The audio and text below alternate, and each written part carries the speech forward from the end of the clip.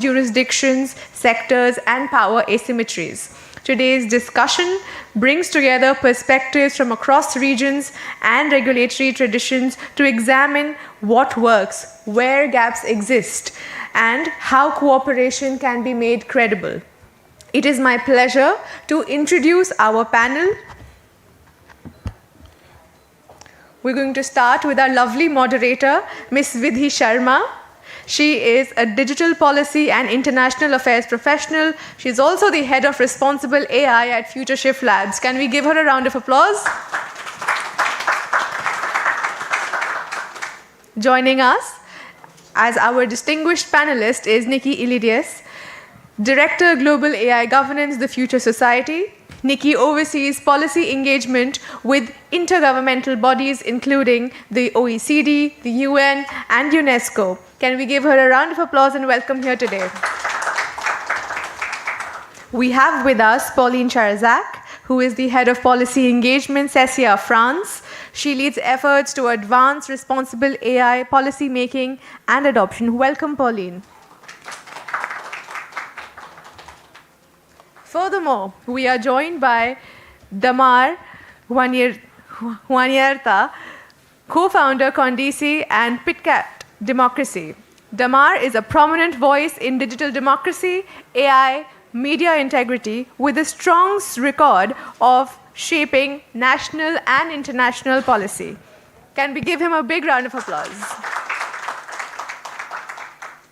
We are also joined by Lipika Kapoor, who is the co-founder of Nabu Sciences, where she focuses on advancing AI transformation and helping organizations build human-centered AI capabilities. And with that, firstly, let's give her another round of applause. And with that, we'll start our session. Over to you, Vidhi. Thank you, Anayata, for that kind introduction.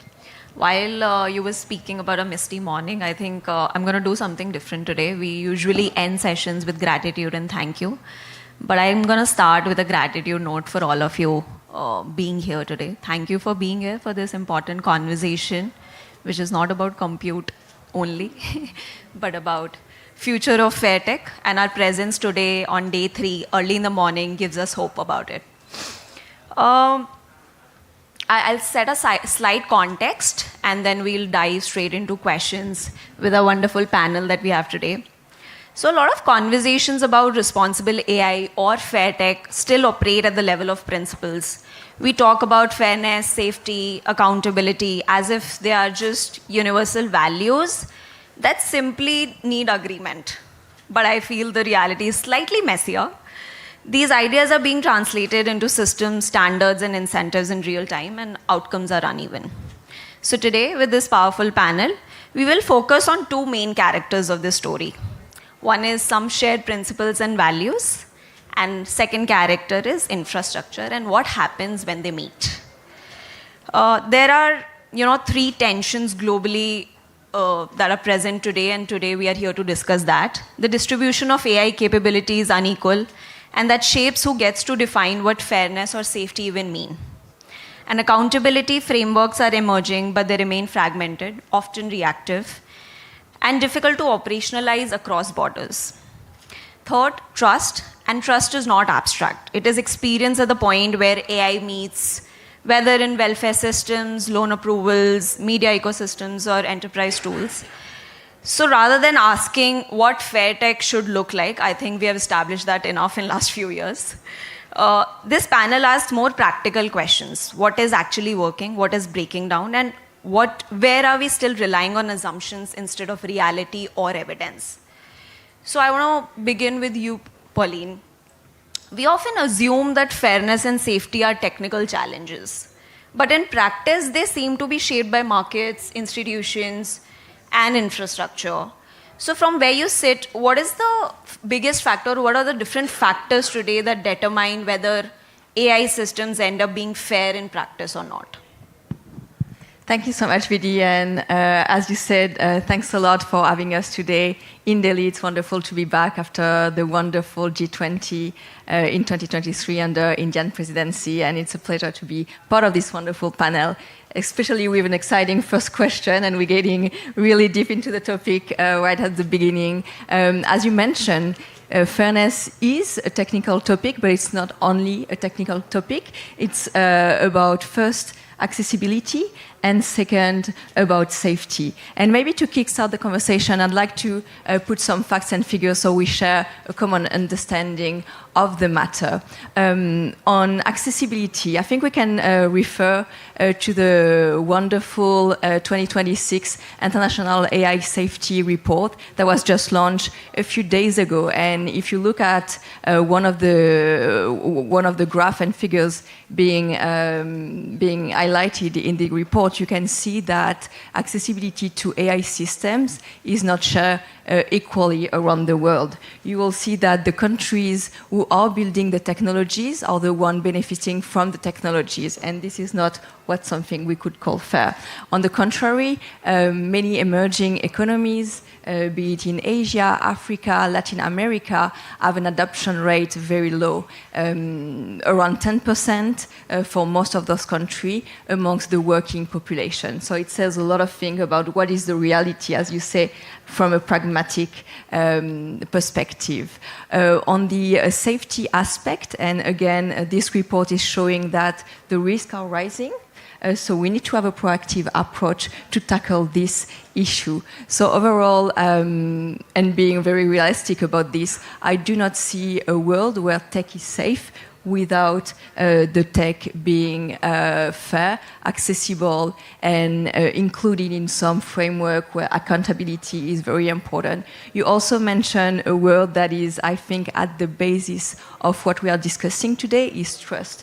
We need to have trust in the AI systems, we need to have trust in the providers, we need to have trust in the governments that are regulating those systems, because this is not a simple tech evolution. This is really a structural change for our economies, for our societies, and for the way we live, work, and think. So this is a really over technical matter. This is almost an existential matter.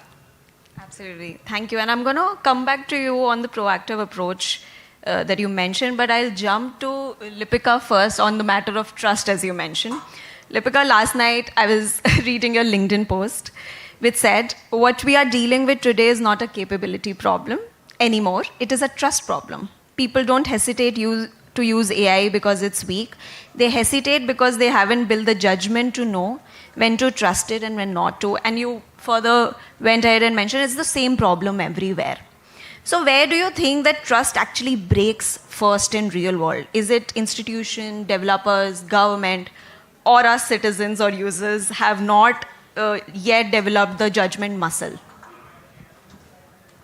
Thanks so much, firstly, for having me here. It's a great pleasure to be sitting here with this panel.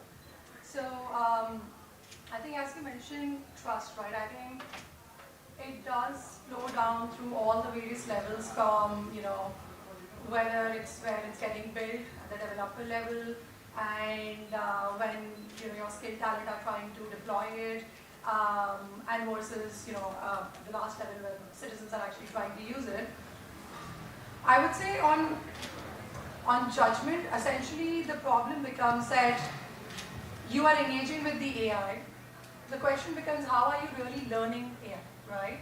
And from what we have observed, we have done like a bunch of workshops with different groups of people, including executives, governments, students, and what we have found that people actually learn AI in 4 stages. Stage 1 is where you're using AI as an advanced Google search. You ask questions, you get answers. And then as you do that, you move to stage 2, and now you are actually using AI to create outputs. You are using it to summarize your emails, create some pictures, videos, and whatnot. And I think this is the space where you're like, do I actually trust this summary? Like if I'm actually asked, to summarize a financial model, like are the numbers accurate? Do I trust the analysis and insights? Are there any made up numbers? And I personally have experienced that. The models are improving every single day. I think I heard someone say this, that the AI is only going to be better tomorrow, it's worse today. And I think that's pretty much true. And I think as we progress in your learning stage from creating outputs, I think that's where you're trying to, jump to a stage where you want to develop judgment and understand where AI can actually help you to augment either your tasks, productivities, versus where it cannot. So I think it's also an identity shift as professionals when you're moving from someone just creating outputs as someone who's now trying to architect workflows around it. So when you actually design workflows using AI tools, etc., I think that's where the need for judgment really arises. And I think it is at the individual level, I would say, a lot of it. And there is a need and desire to sort of develop trust around all the tasks that you are doing. But I would say that judgment is something that's more coming from you, but it is also coming from how the tools are interacting with you. So for example, if a farmer is trying to apply for a loan and if they are rejected, then they need to be told in the language they will understand that why that happened and what more they can do, if they have to try again tomorrow. So I think it is a two-way stream. So yeah, I would leave it at that. Yeah, thank you. I think it's a mix of many things, as you said. It is at individual level, but policy, literacy, product design, everything becomes a part of it, and then goes into the individual aspect of it. Pauline, I'll come back to you on that point, that there is a strong push around better data sets, and we were talking about individual level and policy, as a solution to fairness gaps in general. But from an implementation standpoint, how much of the equity problem is really about data, or to what extent better data sets alone can address these gaps? If local structure or incentives are weak, or as Lipika was mentioning, that at individual level the judgment is weak, that how does that work? Thank you so much for this follow-up question. Yeah, you're totally right that better data sets are going to improve the inclusiveness of the models that most of the people around the world are using. It will show the complexity of the world. This is very true. But at the same time, this is probably not enough to ensure that tech is becoming fairer for everyone. Once again, I do think that governance is the key issue. We need to set some rules that are agreeable between everyone. And when I say everyone, I will want to mention three types of actors. Obviously, governments, but the industry. I think the industry has a really big role to play when ensuring that those AI systems are fair, and also civil society. So I see those three actors being the main component of this discussion. I'm sure that Nikki will discuss about some of the initiatives that we have been leading together with the Future Society and the Center for AI Safety on implementing and establishing some AI red lines, which are key to ensure that we are not moving forward with some risks that we believe they are unacceptable. So I won't go any further on this. But I do think that, yes, having this conversation with everyone at the table is really important, and having it in a very pragmatic approach and very willing approach to actually tackle these big challenges. If we don't do this, there is a high chance that something could go wrong. One of the recent studies have shown that out of a survey from more than 2,000 AI system developers, more than half of them do think that there are 10% chances of more that something could actually go wrong with AI systems. So you could think, well, it's only 10% chance. That's not that big, but think about it in another way. For example, you get into the plane and the people building the plane, half of them are telling you, well, there is 10% chances that you're probably not going to land with this plane. Well, are you really going to take the plane? I am not too sure. So this is the kind of question we need to ask ourselves to make sure that we are getting at the table. We are discussing these important matters. And when I say we, I say once again the country building the systems, but also those one using the system. We are in India, the most populated country around the world. We need definitely emerging countries at the table. We need also the EU at the table. And very recently, on the Republic Day of India, the fact that the EU was the guest of honor and the signing of the agreement on the 26th of January is a very strong sign of what are the dynamics of middle powers and of emerging economies. And I think this is going in the very good direction. Thanks. Great. So, perfect segue into, now that we have established a little bit on safety and trust, the next word comes into mind is democracy. And I'm going to bring Damar into the picture now. Damar, your work at PICAT looks at how AI is reshaping democracy from the ground up, especially in Southeast Asia and Indonesia. From your lens, is AI changing democracy or balance of power, as we say it? Or are we already at that tipping point? Yeah, thank you for having me here. I'm Damar from PICAT. For those who haven't engaged with PICAT, PICAT is the Center of AI and Tech Innovation for Democracy. We are starting in 2024 in observing the general election in Indonesia and saw how AI transform our election result. So back to your questions.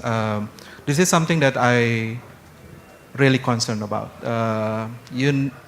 As we understand, democracy is very important for our lives. For those who's coming from global south countries, we struggle to have democracy because we have a long history of having no democracy at that time. But then we free ourselves and become independent. So democracy is very related with our lives, especially when we talk about how media, the fourth pillar of democracy, is really hold important part of our lives, including election. So those two are the one that PICAT work with, and what I saw when we talk about AI, actually we are the target of the AI.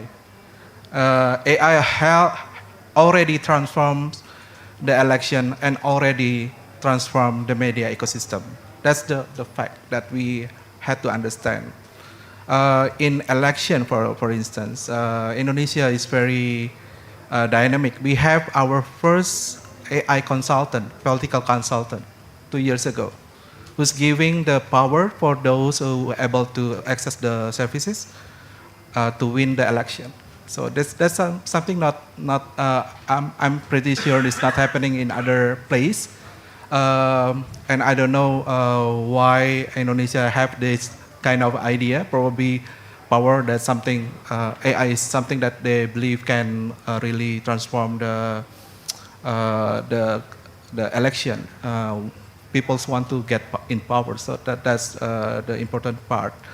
But the thing with this AI that being applied is not being really scrutinized in terms of whether this is the right part or do we need the first AI political consultant in Indonesia. So that's one thing that what we did 2 years ago. But the latest one, I'm going to tell you what the aspect of democracy related to the press. As I said, as a matter of speaking, in Indonesia, the Indonesia ecosystem, the media ecosystem is already affected by the AI. No longer economic power in our media because AI now provide all the information with the AI summary, with the LLM that provided information for the readers. So readers now have a zero-click phenomenon. They don't go to the sources. They don't go to the media. They just need reading the summary instead.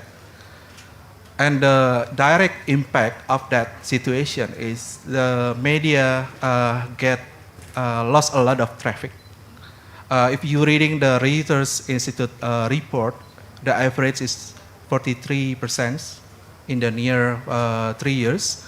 But in situation in Indonesia, because I'm working on the media quality journalism, one of the fact-checking media lost their viewers from two, 2,000 hundreds a day into 18,000.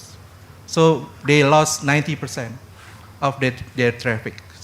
Means that the media is no longer appeal for the advertisers. So they didn't go any campaign through the media, and they just give it to the digital platform. It means create inequality in my point of view on economy. How the digital platform has more power now in shaping the information through the ecosystem, through the economic side. But that is not the worst part. The worst part is the role of the media is also diminishing in political side, because now with AI summarize everything for the readers, means that the readers cannot read what is the context of the information, right? And I just read about the POW, the political overton window research regarding how LLM actually doing the filtering, doing the narrowing the democratic views on how they did the summary, how they did the summary. And I'm afraid that if there is no standard or there is no like option for the readers, means that they will be shaped, the information already shaped to them. The information that they get is actually not the real one. The information that they get from DeepSeek, for instance, because DeepSeek is only have 1% political overton window. It's very small numbers. They didn't give you much space to think about everything, different perspective. Then you will have readers who will probably only knows small information, and easy in our situation like this, polarization is easy to be shaped because of the AI summary. I'm hoping that there is a way for us to push the AI developers who develop this AI summary to talk with the media industry, the press industry, to make sure that we don't lose our fourth pillar of democracy, to make sure that the first, the AI companies pays money as they take in all the data from the media industry, but they didn't give back to the media industry in order to make the media ecosystem survive. That's number one. The second thing is also like to make the AI developers give option for the readers, and at least more bigger room for them to have debates, because the AI summary should be more than just 1%, at least like, I don't know, like 35% probably. That will be something that I think ideal. Then we then have a nice conversation in our society about what happened in our world. It's not being shaped by the AI. Then we have a healthy democratic situation where people can debate as always and not define everything by the AI. So that's two things that I think my observation on talking about democracy during this AI era. Thank you, and thank you for that perspective on this. And now that we've established this context very strongly, I think we patiently waited to hear Nikki, and I'm pretty sure it's going to be worth it. First of all, Nikki, I think the Future Society is doing some amazing work at the global level. And from where you sit at the center stage in the US, having a view around the globe and track of global regulations, in your view, when does fragmentation become harmful or starts affecting fairness and safety? And on the other end, when does it actually allow some useful experimentation as well? First, hi everyone. Thank you for joining us here today and thank you for the invitation. I think your question really hits the nail on the head. We were part of a roundtable conversation yesterday.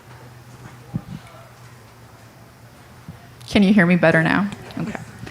I was saying that the question really hits the nail on the head. There was a roundtable that I was part of yesterday, and we were talking, we didn't call it fragmentation, but we were calling it the coordination challenge. And I really think AI governance, and a lot of people call it the AI governance crisis that we're now experiencing, but that can be described as a coordination challenge. Coordination across countries, coordination across institutions, you name it. And the truth is, you mentioned this, right? We have a lot of principles already established, and there are governments that are working to develop rules for how these systems are actually developed and how they're deployed. But these rules are being established separately. They're not being done in a coordinated manner. And the truth is, we talked about this, AI is such a complex and such a global supply chain that it's hard to think about it through such a siloed approach, right? I always say this, you may have heard me before, but a system can really be developed in country A. It can be based on critical resources from country B, C, D. It can be trained in country E, and I'm forgetting my alphabet, so I might have skipped a letter, but then it can be modified in country X, Y, Z, whatever it is down the line. What I'm trying to say is that this is already an interconnected system. So just a national approach to solving them is not going to be effective. It's not going to work down the line. And we've heard a lot in the past year talk around sovereignty, and I think sovereignty is very important, right? But we should also confront the reality that for a lot of countries, the truth is if you don't look at alliances, if you don't look at blocks, there's no capacity at the moment right now to develop your own AI systems and really to be sovereign over them. And I think a lot of countries are accepting that reality and forming, hence, even soft alliances, in some cases, more formal ones through multilateral fora, like the BRICS, for example. I guess I want to add with also putting a plug, since Pauline mentioned it. I think from different conversations, we're seeing two very specific opportunities for international coordination. The first one is around AI red lines. When we say AI red lines, I think for a lot of people that seems to be kind of a concept that seems extreme or novel, but in many ways AI red lines, even if they're not called that, do exist. So these are very clear limits on how we don't want AI to be developed or deployed. Just to give some examples, this might be AI-enabled cyber attacks on critical infrastructure, or they might be manipulative systems that are harming individuals, especially vulnerable groups of our society like children, right? So we want to come together as an international community, really understand what is the lowest common denominator, what are the risks that we're not okay for our humanity, for our planet to experience, and to come up with risk thresholds to understand if we're reaching these red lines and to be able to stop them. The next step would, of course, also be to create the oversight mechanisms, the enforcement tools, the verification tools in order to actually make this an operationalized system. And the second opportunity, which I think we've heard quite a bit about, actually this has been a common theme that I've heard at the AI India Impact Summit, which I'm excited about, is coordination around incident prevention. A lot of people talk about AI harm like it's something in the future, but we have a strong evidence base. It's AI incidents that are actually manifesting all around us. And I don't know why I'm saying this smiling, but it's really sad. There's a lot of people that are actually being harmed right now today. And I think we need to pay attention to do that. What we're not doing well is really detecting this AI incidents and having cross-border infrastructure to prevent them, or at least to react to them and be able to stop them from escalating into something larger. So I do think there's an opportunity there, a very concrete one, for jurisdictions to come together to create whether it's information sharing channels, for example, to share with each other information when an incident manifests, or share taxonomies to report things in the same ways, or feedback loops between the actual evidence of AI incidents and then actual policy action that happens afterwards. And I'll end with, I appreciate that multilateralism is not exactly thriving in 2026, and I realize that this isn't easy, right? But I think it's more than a safety challenge, right? It's a political challenge. Yesterday we were talking a lot about the political will of individuals coming forward and shaping the narrative in such a way that we can do it. But as I mentioned earlier, I am hopeful. I think we are at a point where we can turn the pendulum back and make sure that we do start coordinating better together and hopefully break this fragmentation gap. Thank you. And I'm going to ask you to zoom in slightly on this perspective. You know, a lot of countries in Global South, including India, are navigating through this, trade, development, and strategic alignment at the same time. So how do we make sure that global cooperation does not become one-size-fits-all model sort of a thing and instead leaves room for certain economic realities or local priorities? I'll start off by saying there that I think a lot of times when we talk about AI governance issues, we tend to put things one against the other. And I think about the AI governance regime, well, you can think about it as a puzzle, right? Safety is one puzzle piece, but it's not the only one, right? Economic development, trade, equity are other pieces. And I think to get this right, we have to have this holistic approach where we think about it together. Something that we could probably do better at collectively, right, is to shape our narrative, for example, that it's not that you either have a governance approach that promotes economic development or you have one that promotes AI safety. It's not one or the other, right? You could actually do them both together. There's that famous, in regulation stifles innovation. I genuinely believe that's not true. We've seen it in history that that's not the case, especially if you're talking about long-term economic development, right? So that's one point. But to your question around a one-size-fits model, I agree. I don't think there is such a thing as a one-size-fits model. Again, we've seen it in other spaces. I think we need to differentiate the types of risks and harms we're talking about and the kind of solutions we're looking at. Some of the things could be looked at a very local and a national level, right? So what could work, I'm originally from Greece, what could work in Greece doesn't necessarily have to work here in India or in the United States when it comes to how we approach AI adoption in education, for example. That's one issue. But then there are some risks to what I was hinting at earlier that are truly cross-border and and socio-technical, I guess, on a global level. And that's where coordination, I think, is really needed. So for that, I would lean towards fora such as the ones that already exist, obviously the United Nations, OECD. We need to revisit these institutions, think if we need to create new ones, and see how we can really strengthen those then to promote what I was saying earlier, coordination. Absolutely, thank you. And I could probably relate a lot. I think day before yesterday, on day one, at a very informal dinner, we were having this very passionate conversation about why is this a conversation about innovation versus regulation? Why is this a versus topic? It should be innovation with regulation. Regulation helps systems last longer and stronger rather than working against them. So yeah, thank you for bringing that up. I'm gonna bring Lipika in, and maybe Damar can add onto it later, that when we generally think about fair tech, and fairness seems today less about bias in models and more about who controls that information layer that goes in, and which then indirectly or directly connects to the topic of trust again, and safety and democracy. So I would like to know your thoughts about it, about that information layer. So I feel about the information layer, right? Like the way it gets, so in democracy, like the important thing is that people can trust information and they can use that information to make their choices and decisions.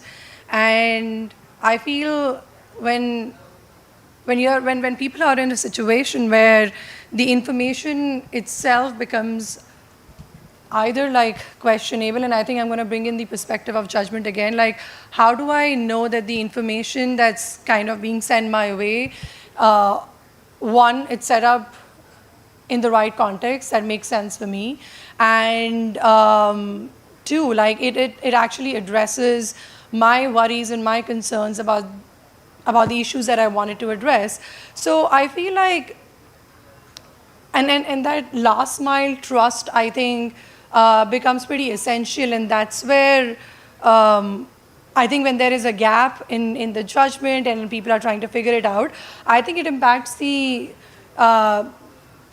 democratic regime also in that sense, because then when people don't have information that they can use, and so for example, I reached Delhi like few days ago, and I met few of my mother's friends, and they said, "Oh, what's happening in US?" And it's all about AI, but I don't think it means anything.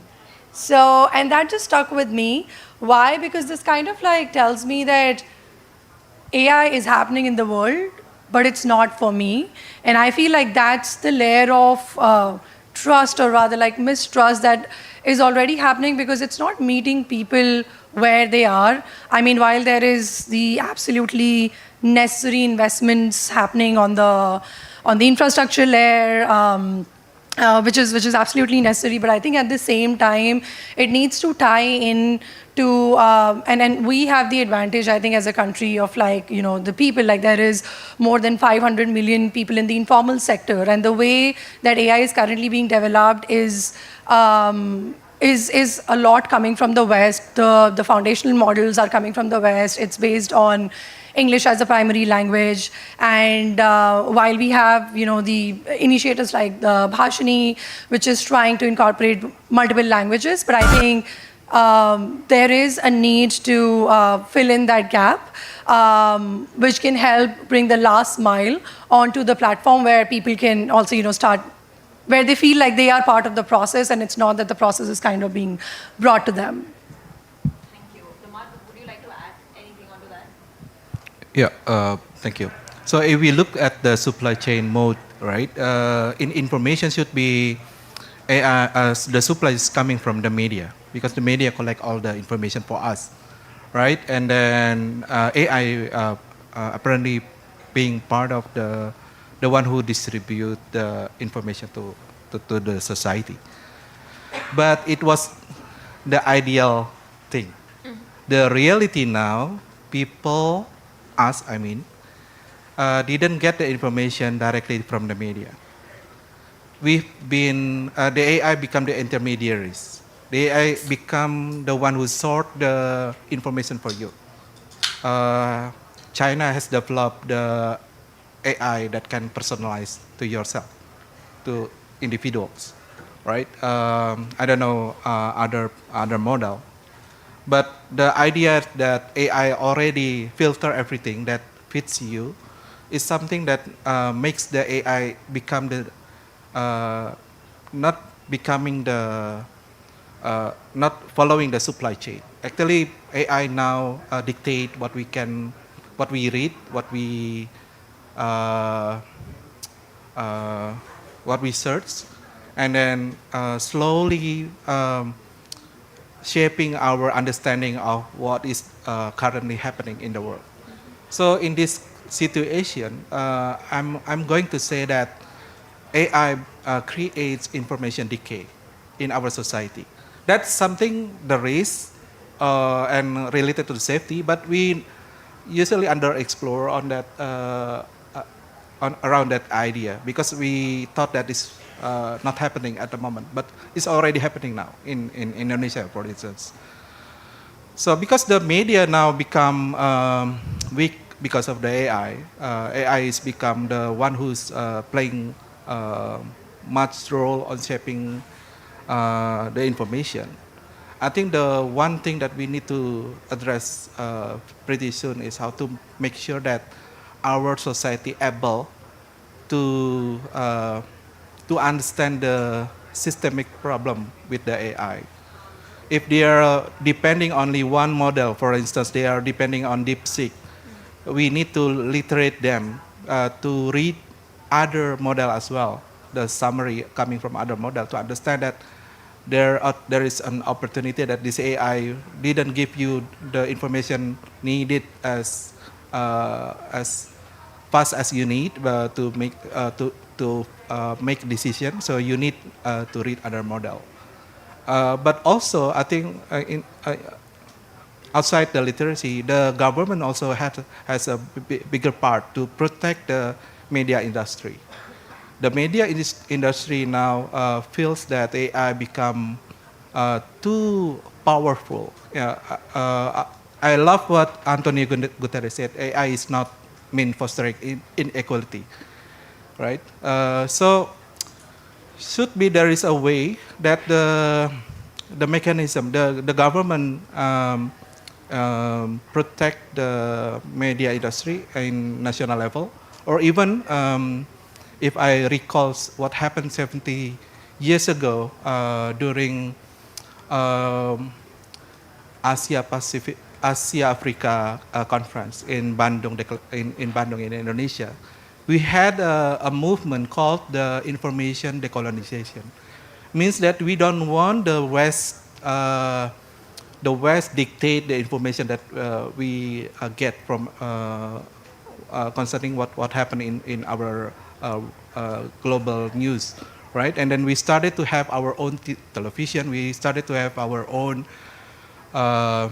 media producers. Now, I think it is important that the information is being colonized by AI. So it means that the government should step in and then working together with the press industries in the region, in Asia, Africa, to block this digital colonialism, information colonialism coming from the AI developers, to make sure that we get the good information, we get the healthy information from the media, not being filtered, not being shaped by the AI. Then in the end, we are suffering because we didn't get unhealthy information. We don't get good journalism because of AI already pick anything that according to them is fit, but we are not actually fit with the information that being provided by AI. Yeah, absolutely. I want to leave last 5 minutes to bring back the energy and get some rapid fire questions to the panelists. But before that, just quickly, Pauline, to you, and maybe if Nikki wants to comment from a policy angle on it. Is there any empirical evidence linking, or what Damar has been talking about, or what Lipika spoke about on the concepts of transparency, trust, or information layer requirements to measurable safety outcomes? Thank you so much, Vidya, for this really good question. And really, I want to emphasize on what Nikki just said about innovation and regulation. I think we cannot be trapped any longer into this innovation versus regulation dilemma. It actually goes hand in hand. And as you were asking, do we have any empirical statistics or evidence showing that when you regulate well the sector, then the sector can actually innovate? The answer is clearly yes. And we don't need to look very far in history to show this. So 2 examples. The first one is the aviation sector. It's a highly regulated sector. That being said, today, I think we see a high record number of people flying because they trust the system, we trust the plane. And if a plane is not compliant with the safety regulation, then the plane doesn't fly. This is as simple as that. Another example that shows that innovation and regulations are 2 pieces of the same coin is most probably the banking sector. We've been through a major world financial crisis in 2008, and it appeared that the system was lacking of regulation. So collectively, we went with Basel 1, 2, and 3 to set up some supervision rules. Since then, no major financial crisis has happened. We've been through the COVID. Everyone was frightening that it might happen, but the banking sector has been very resilient, not only resilient, but also highly profitable. So it really showed that innovation and regulation are really going together. Perfect. That gives me hope, and it gives me hope with some sort of evidence backing it. Last 5 minutes, let's probably get some energy back into the room, and we'll do a rapid fire. So these questions are to all of you, maybe in 1 sentence or 1 word. What is one signal that would tell you AI is becoming more fair or safer and not just more powerful? Rapid fire, guys. Come on, bring in the energy. I'll Adoption say rate. AI red lines because I think that's key from an international perspective. Yeah, for me, if AI able willing to sit together with the media ecosystem before they doing any innovation related to the AI summary. I would say like the more and more usage you see in like the rural part of the world as well as like with lower income households, I think that's where I would feel it's becoming fairer. And I think adoption rate, seeing the adoption rate in both emerging countries and developed countries being equally shared would be a really good sign of that we are going toward a safer system. What is one risk in AI today that you think is underestimated? Do we have to pick one? Information decay. Sorry, what was the question? Is risk that? What is one risk in AI today that you think is underestimated or underrated? I'm going to skip that one. I think there's just too much to say in like a rapid fire. I will say from a general public perspective, probably the risk related to defense are probably not well discussed on the mainstream media. For example, I'm thinking about bioterrorism, cyber attack, autonomous weapon. This is some kind of risks that are emerging, that are obviously existential risk. We don't discuss it enough, I believe, with the general public. Okay. So if you could redesign one accountability mechanism tomorrow to make governance or fair tech more real and less performative, what would that be? Can I take that? Absolutely. Yeah. I think before any AI being implemented in the politic usage, there should be sandboxing for the use, right? Sandboxing means that you check whether it's really fits with the context, cultural context, but also social context. Sandboxing is also make sure that the AI being used is safe for everyone.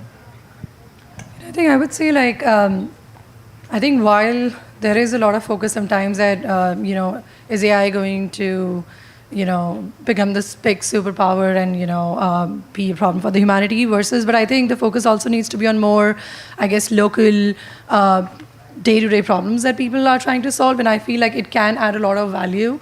So I feel like a commitment to try and find and actually spend resources and time on more of those use cases, which are more day-to-day problem and like just like can accelerate or like improve productivities for people. I think those are the use cases I think where we need more accountability on than rather just like the world shifting narrative that often gets set up. And I think if I can comment on what my fellow speakers just said, from a governance perspective, maybe my hope and dream for 2026 is really having all countries around the table. And this is something that I believe the Prime Minister of Canada said it very rightly at Davos a couple of weeks ago, that during a negotiation, if you are not at the table, that means you're on the menu. And I don't want to see any country being on the menu of AI for this year. Something that makes me also hopeful is the G7 this year under French presidency. France has been announcing the key pillars of the digital and AI track. AI safety is the #1 priority, and it says black on white that France is aiming at fostering and establishing an international consensus on AI safety. So this is something that is a really positive sign for the year. Perfect. Thank you. And that brings me to end of my list of questions. I just want to, summarize this morning, wherein we covered almost, I think, all aspects that we'd like to see in future of fair tech: safety, trust, democracy, and Nikki spoke about global cooperation. Seeing you, everyone here today, and our panelists from their respective countries, I think this gives us hope, evidence-backed hope, as I said, for future of fair tech. And thank you, everyone.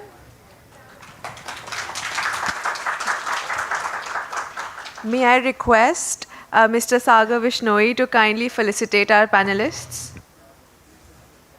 And thank you everybody for coming today. It's not a very easy weather out there.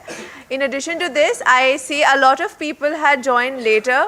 So Future Shift Labs has uploaded a YouTube live link on their LinkedIn page, which will help you navigate through the different conversations we had before you join. Thank you.